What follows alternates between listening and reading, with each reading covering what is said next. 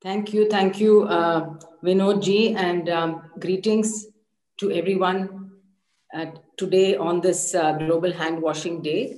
First of all, let me say that it's a great pleasure to speak to you all, particularly since this is an interfaith gathering, and it's a very unique concept, I think.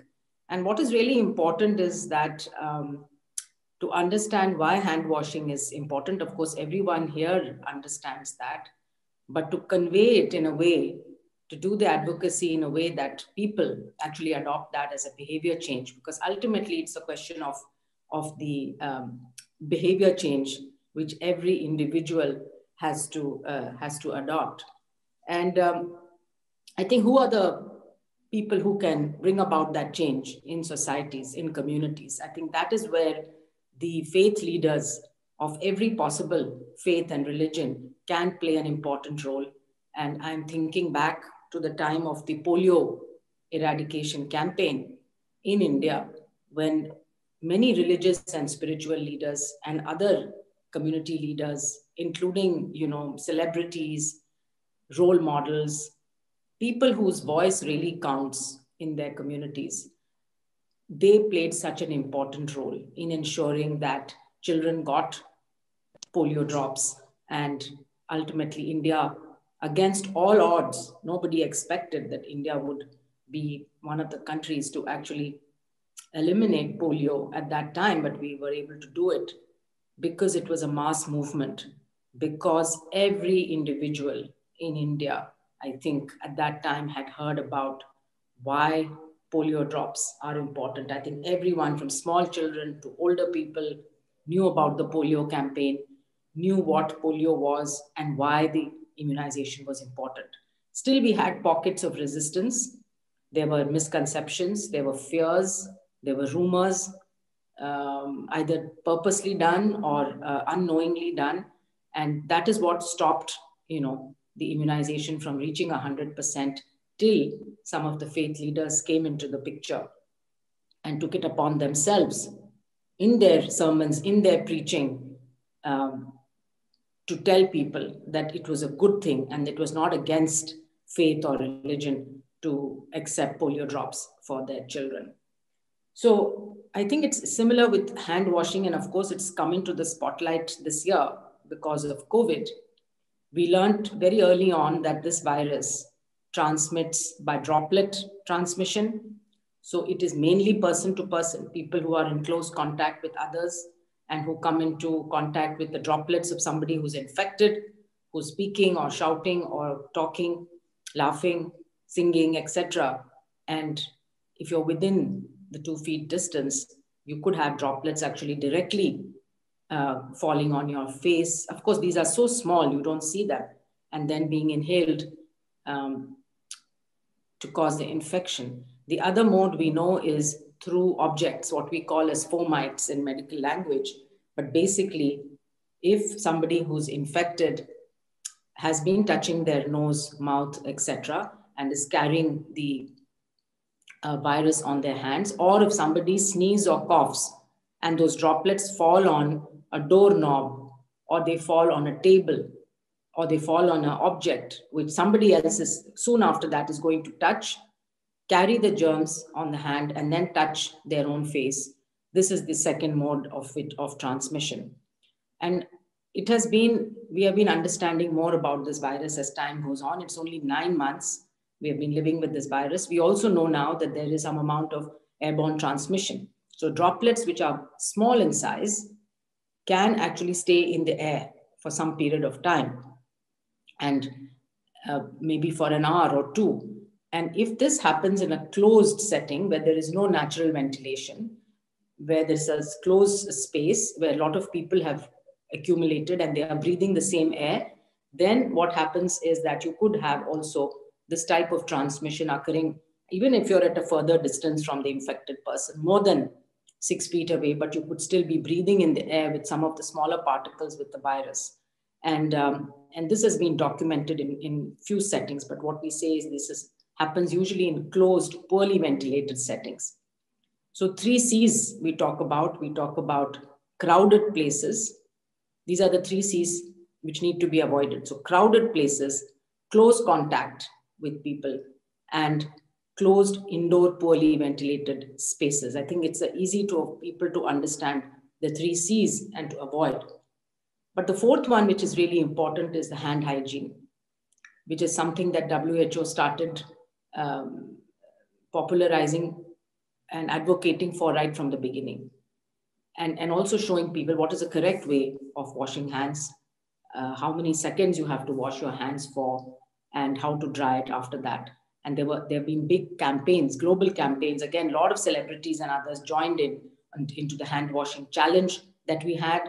In May, we had a day that was focused on hand hygiene for nurses and midwives, because this year, 2020, is also the year of the nurse and midwife.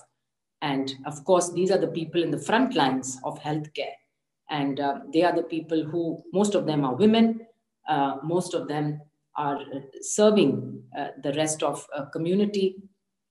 And they were the ones actually exposed also to the virus because they were at the front line. So doctors, nurses, midwives, and other types of healthcare workers.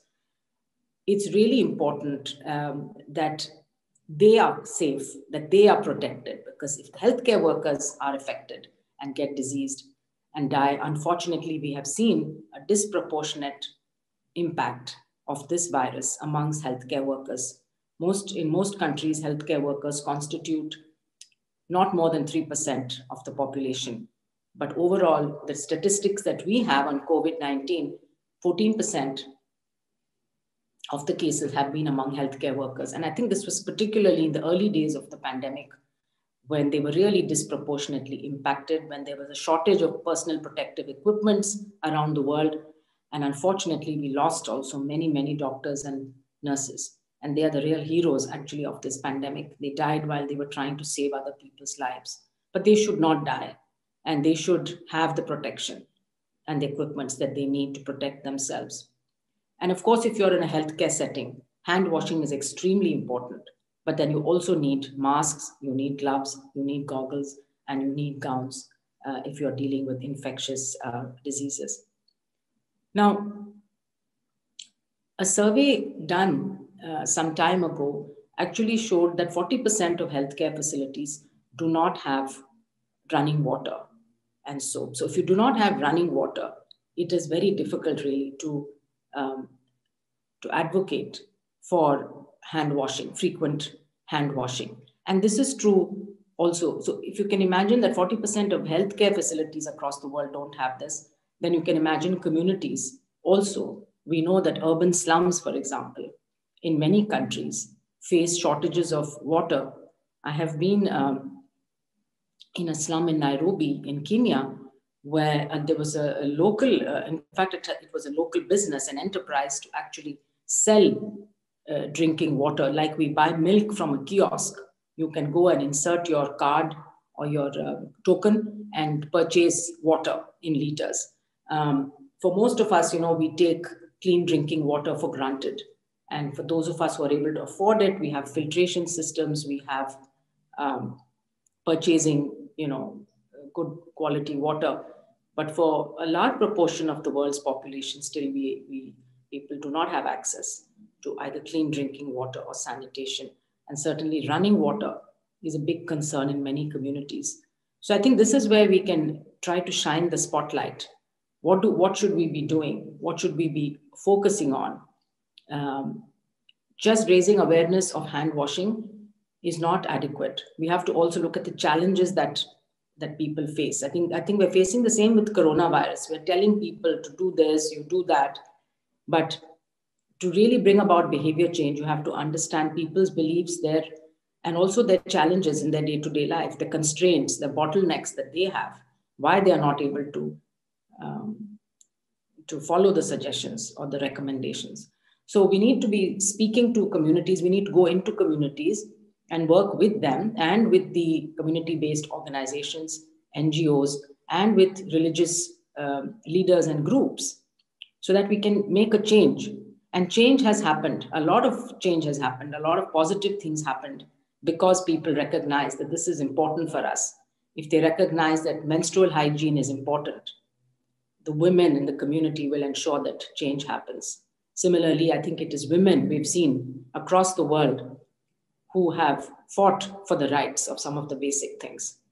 And we still have far too many women across the world walking miles and miles to collect water and to collect firewood, just so that they can prepare for their families' food and have enough water for drinking and washing. So that is where we need to focus. We need to ensure that women are not undergoing this type of drudgery. It's all unpaid work, it's all uncounted work.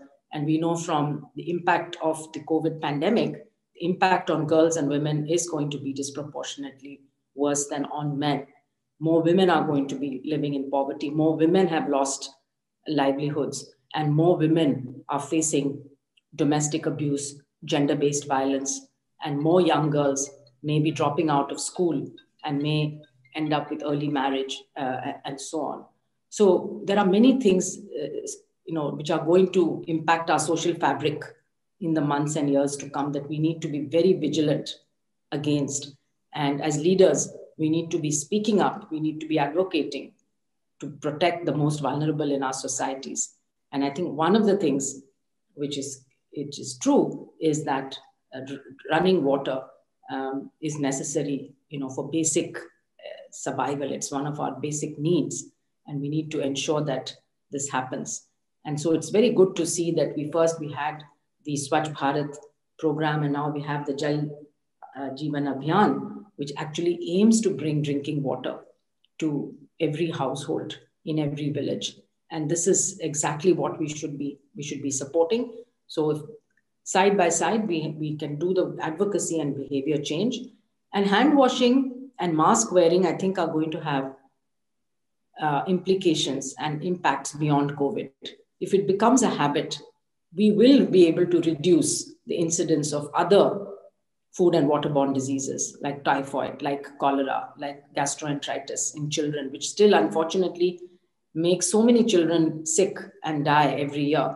So hand washing is going to have impacts beyond the COVID-19, and so is the wearing of masks. We saw that the flu season, influenza in the Southern Hemisphere this year was very, very much lower, almost 98 or 99% lower than normal flu season. And that's because everyone was wearing a mask, taking precautions, cough hygiene, respiratory hygiene, and hand hygiene. And because of that, we've been able to reduce another respiratory disease, which is influenza. So again, for the community, I think the message is that it's not only about COVID and then you go back to normal after that. It's something that's going to make you healthier, reduce infections, reduce diarrhea, and contribute to better health. And so I think it's a very good opportunity to raise awareness on that in the context of the pandemic, but then talk about its benefits well beyond that. So thank you very much for giving me this opportunity, and I will turn it back to you, Vinodji.